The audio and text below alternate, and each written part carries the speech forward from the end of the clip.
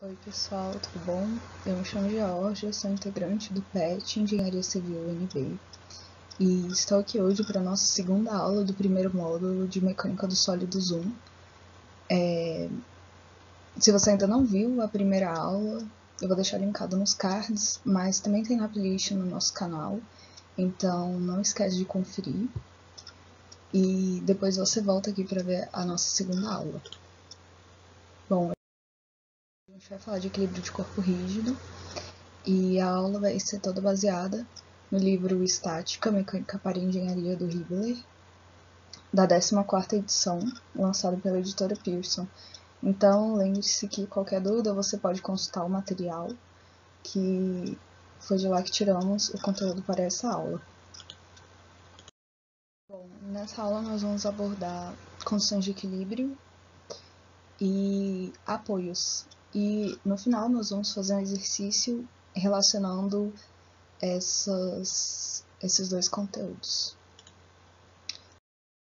Então, começando aqui com condições de equilíbrio. Bom, se você viu a primeira aula, você lembra que para que uma partícula esteja em equilíbrio, basta que as forças sobre ela sejam iguais a zero. Então, basta que as forças em x, as forças em y e as forças em z, a somatória delas seja igual a zero. Em corpo rígido, a gente tem mais um ponto para que um corpo esteja em equilíbrio. Só essas três condições não bastam. É necessário que os momentos em x, em y e em z também sejam iguais a zero. A somatória, né, de todos esses momentos. Então, aqui a condição de equilíbrio é um pouco maior do que nas partículas. E relembrando aqui um momento, né, caso você não se lembre de Física 1, o momento é definido vetorialmente como sendo o produto vetorial entre o vetor posição e o vetor força.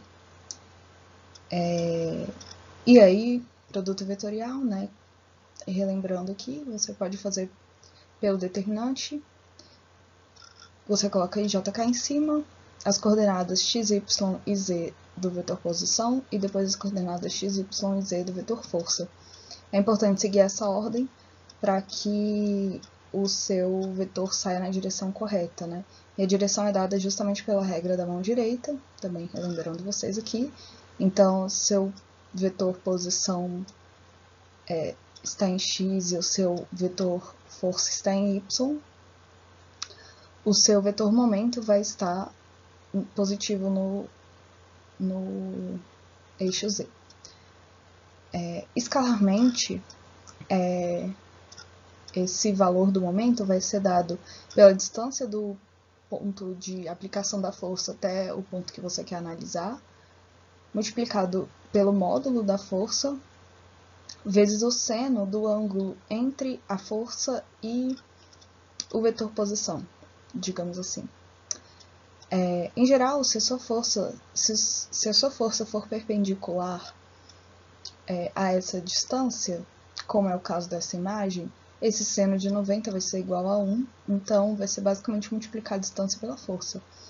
Mas se a sua força tiver uma angulação, basicamente você vai ter que pegar o seno, que o seno nada mais é, você multiplicar a força pelo seno nada mais é do que você pegar essa componente perpendicular. Então, essa é uma característica do valor do módulo do momento. Bom, agora nós vamos falar um pouquinho sobre os apoios.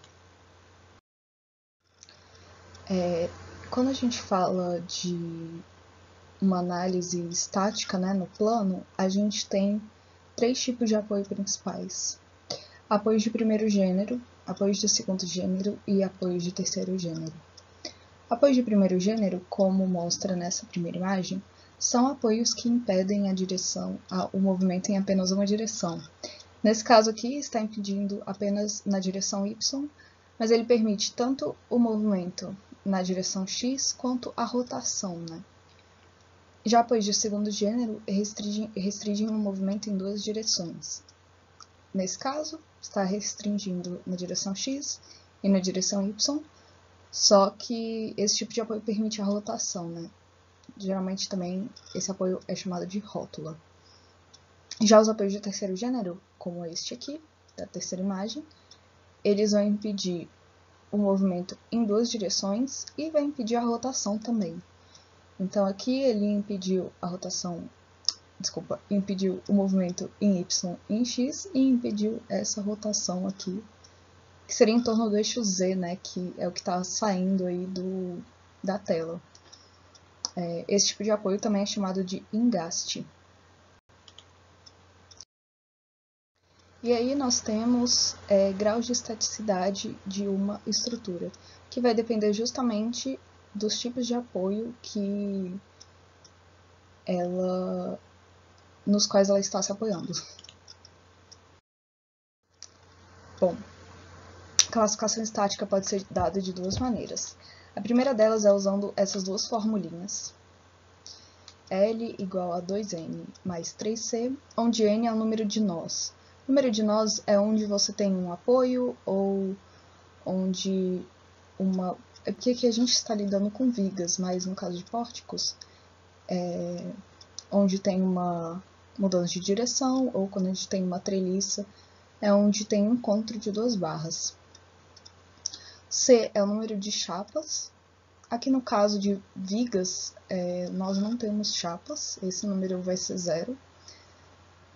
E a outra fórmula B é igual a BR mais BV. BR são as barras reais. As barras reais é o número de barras mesmo que a gente tem. Geralmente em vigas a gente tem apenas uma barra. Mas assim, treliças, pode ser que tenha mais barras, enfim. Barras vinculares é o BV, que é justamente o somatório dos gêneros dos apoios, digamos assim. Então, se você tem um apoio de primeiro gênero e um apoio de segundo gênero, você vai ter 1 mais 2 igual a 3. Então, as suas barras vinculares vão ser igual a 3. A partir dessas fórmulas, você pode determinar se uma estrutura é hipostática, isostática ou hiperestática. Se B for menor do que L, a estrutura é hipostática, se for igual, a estrutura é isostática, e se for maior, a estrutura é hiperestática. Isso é importante porque em mecânica dos sólidos 1 a gente vai tratar apenas de estruturas isostáticas, ok? Então, se uma estrutura é hipostática, a gente nem estuda ela, porque ela não é completamente estável. E se ela for hiperestática, a gente vai estudar mais para frente no curso, não em mecânica dos sólidos 1. E a outra forma é a gente pensar no número de reações de apoio e o número de equações de equilíbrio que nós temos. Então, por exemplo, se nós temos que nem nessa segunda figura, se nós temos um apoio de segundo gênero, que é esse aqui, e um apoio de primeiro gênero. Então, aqui a gente tem duas reações de apoio, e aqui a gente tem apenas uma. Então, no total, nós temos 3 reações de apoio. Se a gente tem 3 reações de apoio, a gente tem que ter 3 incógnitas, para a gente poder ter um sistema que possa ser resolvido. E, bom, aqui eu dei alguns exemplos de estruturas. Então, essa primeira, ela é uma estrutura hiperestática. Se você jogar nessas formulinhas, você vai ver que ela é hiperestática. Essa segunda é isostática, que é justamente o que a gente está procurando. E essa última é hipostática. Ela é hipostática porque você vê que, caso seja aplicada uma força aqui na horizontal, ela não vai estar em equilíbrio, porque ela vai poder se movimentar pela horizontal, né? Então, por isso que ela é hipostática. Bom, então vamos agora ao nosso exercício, que a gente vai abordar equilíbrio e reações de apoio. O exercício foi tirado do livro do Hibbeler, da 14ª edição, página 236, exercício R5.2. Essa é a imagem do exercício. A gente tem uma viga que tem 2 apoios em A e em B. E ele pede para a gente determinar as reações nos suportes A e B para que a viga fique em equilíbrio. Então, já dando aqui uma dica, em A nós temos um apoio de segundo gênero, ou seja, a gente tem que ter duas reações de apoio. Em B, a gente tem um apoio do primeiro gênero, então vai ter só uma reação de apoio. A gente tem um carregamento distribuído de 200 N por metro nos primeiros 4 metros da viga, e nos últimos 3 metros a gente tem um carregamento trapezoidal, né, digamos assim, de 400 newtons por metro no ponto mais alto. Então, eu vou dar um tempo aí para vocês tentarem resolver e depois a gente volta com a resolução. Bom, pessoal, aqui a gente vai começar a resolução do exercício. Caso você não tenha tentado, pause o vídeo e tente fazer, volte lá no slide, ok? Antes de você ver de fato essa resolução. Bom, eu separei aqui alguns passos para a gente resolver esse tipo de problema que vai ser bem importante daqui para frente. A gente vai ter que fazer isso várias vezes, então é importante a gente ter esses passos em mente, ok? Então, a primeira coisa vai ser identificar os apoios. Eu já fiz com vocês, né? Tem um apoio do segundo gênero e um apoio do primeiro gênero. Depois a gente vai entender as forças, que eu também fiz com vocês. Tem um carregamento distribuído uniformemente e um carregamento triangular / trapezoidal, né? Depois a gente vai fazer o somatório das forças em x igual a 0. Isso é no caso desse problema, mas você pode inverter o passo 3 e o passo 5 dependendo do problema que você tiver, né? Geralmente a gente começa fazendo o somatório das forças em x igual a 0 porque ele é o mais fácil, mas pode ser que você caia em um problema que ele não seja o mais fácil. Depois a gente vai fazer a somatória do momento em alguns pontos, que aqui eu decidi que é o ponto A, mas também pode ser o ponto B, tem que dar o mesmo resultado. Então a somatória dos momentos em A também tem que ser igual a 0. E por fim a gente faz a somatória das forças em Y igual a 0. Com isso a gente vai conseguir resolver o nosso problema, ok? Então, já mostrei para vocês apoio do segundo gênero em A, apoio do primeiro gênero em B, carregamento distribuído de 200 newtons por metro uniformemente até aqui, né, os 4 metros. E nos 3 metros finais da viga você tem esse carregamento triangular. Reações de apoio, H e VA, né? H de horizontal e V de vertical. E em B a gente só tem reação vertical. E aqui eu fiz uma separação para ficar mais fácil, porque o que a gente pode fazer é considerar que a gente tem um carregamento distribuído de 200 newtons por metro em toda a viga, e aí nesses 3 metros finais a gente tem esse carregamento triangular, que daí aqui, como a gente sabe que aqui é 200 newtons e aqui é 400 newtons, essa altura desse triângulo é 200 newtons.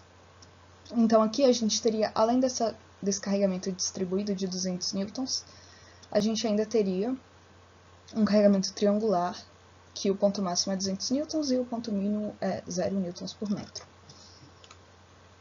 Então, fazendo somatória das forças em x igual a 0, eu fiz esse aqui primeiro porque é o mais fácil, porque a gente não tem nenhuma força sendo aplicada nessa viga na horizontal. Então, necessariamente, essa força HA tem que ser igual a 0.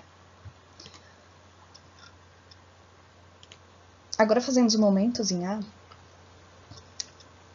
Os momentos em A são as forças que estão a uma certa distância desse eixo de A, né? Então, aqui a gente tem VB, que está rotacionando a estrutura no sentido anti-horário. No sentido anti-horário, a gente convenciona como positivo, e a gente tem que multiplicar pela distância até o ponto A. No caso, 4 mais 3, que é igual a 7. No sentido horário, a gente tem o nosso carregamento distribuído. E como a gente faz com carregamento distribuído? Bom, geralmente são formas geométricas simples, os carregamentos distribuídos. Então, a gente calcula a área deles. Então, aqui a gente calcula essa área desse carregamento, que vai ser a força total aplicada. Então, se a gente tem... Isso é meio fácil de perceber. Se a gente tem 200 newtons por metro em 7 metros, a força total vai ser 200 vezes 4 mais 3, né? Que é igual a 7. E agora a distância até o ponto A. Bom, quando a gente tem um carregamento distribuído uniformemente dessa forma, a gente considera que o carregamento está concentrado no centro desse retângulo, né? E a gente sabe que o centro do retângulo é justamente na metade dele. Então, como ele está por toda a viga, a distância até o ponto A vai ser justamente o comprimento total, que é 7 dividido por 2. Essa vai ser a distância que a gente vai considerar.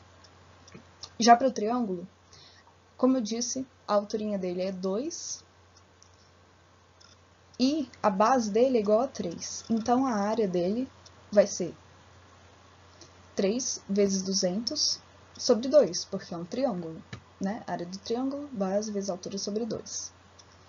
E a distância dele? Bom, a gente vai ter que lembrar, não sei se vocês chegaram a ver isso em algum momento do ensino médio de vocês, mas o baricentro de um triângulo, ele está situado a 1/3 da altura. Esse baricentro está justamente nessa faixa verde escura que eu desenhei para vocês, que é 2/3 da altura. Se a sua altura, no caso aqui, é porque ele está deitado, né? Mas, enfim, imagine que ele está em pé. Esse 3 seria a altura dele. 1/3 aqui é igual a 1 e aqui é igual a 2. Ok? O baricentro está em algum lugar aqui em cima dessa reta. E a gente não precisa saber o lugar específico, porque a gente está querendo saber a distância até o ponto A. É essa distância aqui. Ou seja, essa distância vai ser igual a 2 mais 4. Tudo isso tem que ser igual a 0, né? Lembrando que todos os carregamentos fazem momentos negativos porque estão no sentido horário, ok? Então, fazendo essa conta, a gente acha que VB é igual a 957,14 newtons. E, finalmente, o último passo é só fazer a somatória das forças em Y igual a 0.